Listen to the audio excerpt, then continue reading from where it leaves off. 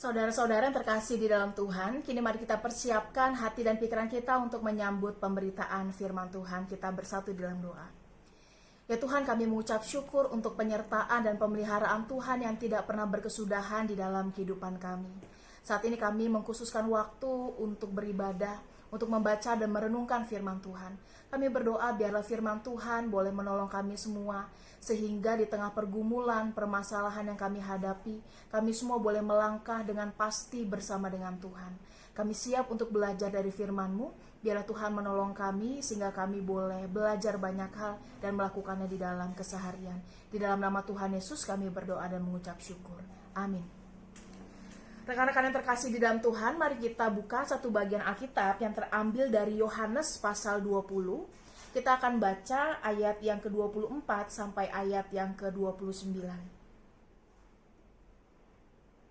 Yesus menampakkan diri kepada Thomas. Tetapi Thomas, seorang dari ke-12 murid itu yang disebut Didimus, tidak ada bersama-sama mereka ketika Yesus datang ke situ.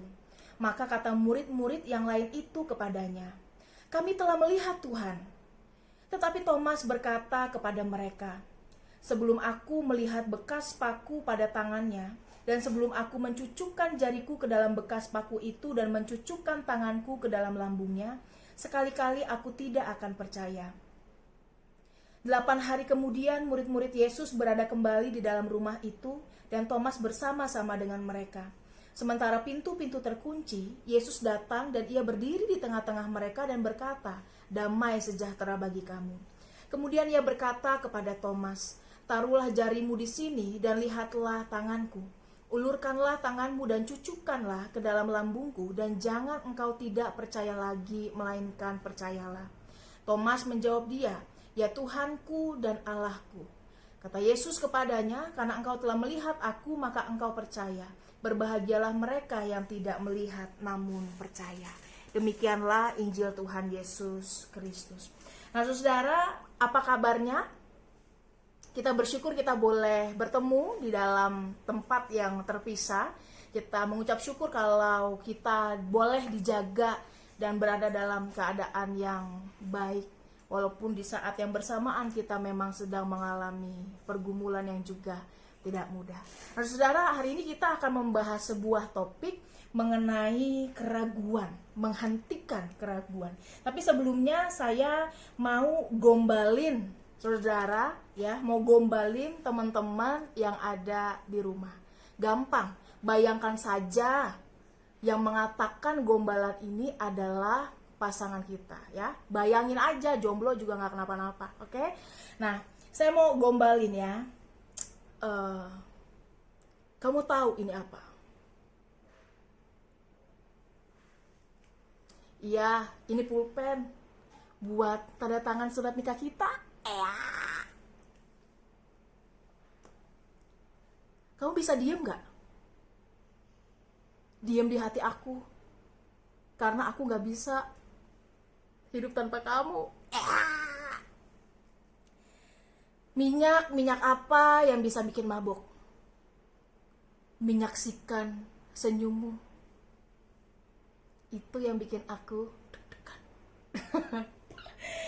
Gombalannya sampai segitu aja saudara, ya. Kalau misalnya dipikir-pikir, perkataan dalam gombalan tersebut terdengar bagaimana? Terdengar jayus? Percayalah, saya juga sebenarnya geli ngomong hal seperti itu saudara, ya. Tetapi menjadi menarik karena ini sebenarnya kadang ada di dalam keseharian kita, gitu ya. Ini terjadi di dalam keseharian kita. Pertanyaan saya sederhana, kalau misalnya pasangan kita atau ada orang yang gombalin kita seperti itu, ketika kita dengar, kita akan makin ragu atau makin yakin? Ketika dengar gombalan itu, yang ada kita makin ragu atau makin yakin dengan orangnya saudara.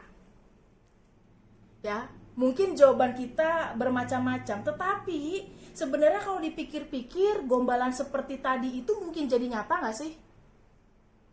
Kalau dipikir-pikir gombalan seperti tadi mungkin jadi nyata nggak sih? Mungkin dong, ya. Kalau misalnya ini pulpen buat tanda tangan surat nikah kita. Mungkin nggak orang yang berpasangan nanti juga akan menikah? Mungkin dong, betul ya? Mungkin nggak kalau orang mengatakan, aduh kamu tuh benar-benar diam di dalam hati aku. Bisa jadi serius nggak saudara? Bisa. Bisa jadi sesuatu yang nyata? Bisa. Atau nggak misalnya ada orang yang ketika ngelihat senyumnya, gitu ya, kemudian merasa kelepek-kelepek karena terlalu suka melihatnya, bisa saja. Mungkinkah hal itu menjadi nyata, saudara? Mungkin. Tapi ketika kita mendengar perkataan itu dilontarkan, saudara, maka mungkin akan ada di antara kita yang kemudian jadi ragu, ya, bukannya malah makin yakin, tapi malah ragu, malah shock, atau ini apaan sih, jayus banget gitu ya. Atau mungkin ada orang-orang yang makin gak percaya, ya. Tidak percaya bukan karena itu tidak bisa menjadi nyata, bukan. Tetapi karena kita membenturkan perkataan tersebut dengan kenyataan yang ada di depan kita. Karena kita membenturkan perkataan tersebut dengan kondisi kita secara nyata. Boro-boro pulpen buat nikah, kan gitu saudara ya. Orang sekarang aja masih sekolah, masih kecil, ya, masih belum cukup umur, masa udah mikirin nikah? Misalnya. Atau, halah, bilang aku ada di hati kamu. Terus ngapain kamu ketawa-tawa ya? Ketawa-tawa manja pas lihat remar. Ya, terus yang cewek-cewek pada report saudara, aduh guys please jangan kayak gitu, itu alay abis ya. Dan menjadi menarik karena kita ketika meragukan perkataan-perkataan seperti tadi bukan karena itu tidak bisa menjadi nyata, tetapi ketika dibenturkan maka kita akan berpikir ulang, apakah perkataan itu bisa dipertanggungjawabkan, apakah itu akan berjalan sesuai dengan yang dikatakan. Well, apapun itu saudara, untuk perkataan yang masuk akal dan bisa menjadi nyata saja, kita bisa dengan mudah menjadi ragu. Ya, ada banyak hal yang bisa membuat orang menjadi ragu, sekalipun itu mungkin sesuatu yang ketika dikatakan bisa menjadi nyata, sekalipun mungkin yang dikatakan kenyataannya seperti itu. Saudara, saya mau mengajak kita untuk membayangkan bagaimana rasanya ketika kita menjadi Thomas dan mendengar dari murid-murid yang lain kalau mereka melihat Tuhan. Thomas gak akan hanya ragu, saudara. Saya yakin dia akan menganggap murid-murid yang lain itu sebagai murid-murid yang halu berjamaah, gitu ya. Karena bagaimanapun juga dari segi apapun berita tentang kebangkitan Yesus itu sangat terdengar tidak masuk akal. Yang masuk akal, yang bisa nyata aja kita tadi bisa ragu, bagaimana itu ketika itu terdengar tidak masuk akal. Semua orang tahu, semua orang melihat bagaimana ia meninggal. Caranya seperti apa semua orang tahu. Sehingga kok bisa-bisanya bilang Yesus itu bangkit. Oleh karena itu saudara, maka wajar sebenarnya kalau kemudian Thomas menuntut pembuktian. Ia ingin melihat bekas paku dan mencucukkan jarinya langsung, seperti yang tertulis di dalam ayat ke-25. Ketika ia mengatakan demikian, apakah semata karena ia tidak percaya? Apakah Thomas mengatakan hal seperti itu karena dia tidak percaya, saudara? Tentu tidak hanya seperti itu. Ia justru sedang berproses juga untuk membuka dirinya pada kebenaran lain yang mungkin terjadi, yaitu berita tentang kebangkitan. Ini sama kalau misalnya saya bilang, saya ini bisa split. Tahu split ya? Kakinya duduk, kakinya dilurusin, saudara. Saya ini bisa split. Maka ketika mendengar itu mungkin aja saudara akan mengatakan, alah mana bisa, mana mungkin. Coba kalau emang bisa. Kalau nggak ada buktinya, no bukti hoax kan gitu ya. Maka sebenarnya ketika mengatakan coba buktikan, kalau ternyata tidak terbukti, saya tidak percaya. Tetapi sebenarnya di saat yang bersamaan ada ruang yang terbuka untuk melihat ada kebenaran yang lain. Ada rasa tidak percaya memang, Tetapi ada proses beriman yang sedang berlangsung. Proses beriman untuk belajar melihat kebenaran Tuhan. Dan Yesus ini guru yang benar-benar luar biasa, saudara. Ya, 8 hari kemudian ia menjumpai Thomas dan murid-muridnya yang lain. Ya, yang menjadi menarik, saudara, 8 hari ya, itu adalah waktu yang cukup bagi Thomas untuk mempertanyakan banyak hal, termasuk keraguannya, membenturkan keraguan yang ada dengan hal-hal yang rasional, ya. Tetapi di saat yang bersamaan 8 hari itu juga menjadi saat ia bisa mendengar kesaksian dari murid-murid yang lain. 8 hari kemudian Tuhan menjumpai murid-murid yang penuh keraguan tersebut, secara khusus Thomas. Kehadiran Yesus di tengah persekutuan murid-muridnya di hadapan Thomas ini mengenyahkan keraguan dan membuat Thomas melahirkan keyakinan iman yang baru bahwa Yesus adalah Tuhan dan Allah yang hidup. Itu adalah berita kebangkitan yang besar. Berita kebangkitan yang menjadi titik tolak dalam iman Kristen, sehingga melaluinya orang-orang tahu bahwa imannya tidak sia-sia, bahwa iman di dalam Tuhan itu adalah iman yang benar. Oleh karena itu yang menjadi menarik adalah ketika iman ini akhirnya memberikan mereka daya untuk bisa keluar dari keraguan, untuk menghentikan ketakutannya, untuk bisa melangkah dengan pasti bersama dengan Tuhan. Nah, rekan-rekan terkasih dalam Tuhan, sebenarnya keraguan itu adalah hal yang sangat wajar, ya. Itu pasti pernah dan akan dialami oleh setiap manusia, apalagi dalam sikon-sikon seperti ini, ya. Semua orang mengalami keraguan, ketidakyakinan, dan itu sesuatu yang wajar. Misalnya saya tanya, kalau teman-teman sekarang study from home, ya, rasanya enak atau enak banget atau mantul? Apa rasanya? Mungkin ada anak-anak yang bilang, aduh enakan ketemu di sekolah, ya, selain dapat uang jajan, ketemu teman-teman, nggak bosen, bisa main, dan seterusnya. Ada banyak anak yang merasa bahwa study from home ini menjadi sesuatu yang berat, sehingga membuat dirinya memiliki keraguan tertentu, ragu tentang masa depan, ya. Apakah nanti kalau kita belajar di rumah nilai kita bisa jadi baik? Karena kalau di sekolah kan kita bisa diskusi, sedangkan di rumah sumbernya saja terbatas. Mana kuota juga meragukan dan mengenaskan, begitu saudara ya. Bahkan anak-anak pun merasakan keraguan ketika justru berada di rumah dan terjadi relasi yang rusak di tengah keluarga. Ini benar-benar gak sih saya dikasihi? Ini benar gak sih orang tua saya sayang sama saya atau enggak? Ya, keraguan itu wajar dan dialami oleh setiap orang.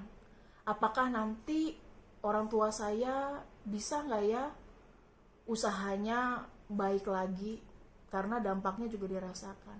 Apakah besok saya bisa makan yang cukup? Saya juga nggak tahu. Apa saya nanti bisa melakukan pekerjaan dengan baik? Apakah nanti kinerja atau tugas kita selesaikan dengan baik? Ada banyak orang yang ketika mengalami masa-masa berat ini kemudian menjadi tidak yakin. Ada banyak hubungan yang juga akhirnya teruji di dalam waktu-waktu yang berat ini. Oleh karena itu sebenarnya ketika kita berbicara mengenai keraguan, sekalipun itu sesuatu yang wajar dalam kehidupan kita sebagai manusia, hari ini kita diajak untuk melihat bahwa ketika kita memiliki keraguan, maka keraguan itu harusnya tidak lebih besar dari iman kita kepada Tuhan.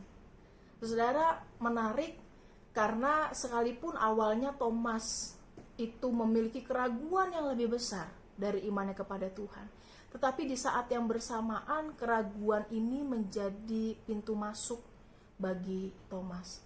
Karena Thomas mau ketika dia yakin sesuatu itu karena dia firm, karena dia memang melihat merasakan langsung dan bukan sekadar kata orang. Ini sisi positifnya.